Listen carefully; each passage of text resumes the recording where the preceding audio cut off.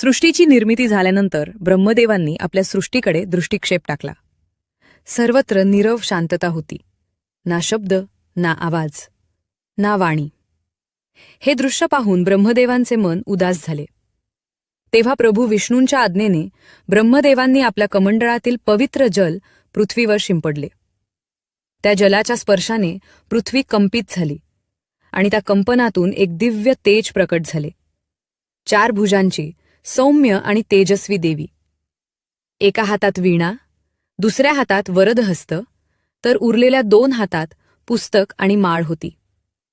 ब्रह्मदेवांच्या विनंतीवरून देवीने वीणा वाजवली आणि त्या मधुर स्वरांमुळे संपूर्ण सृष्टीला वाणी प्राप्त झाली. त्या क्षणापासून ती देवी सरस्वती म्हणून ओळखली जाऊ लागली.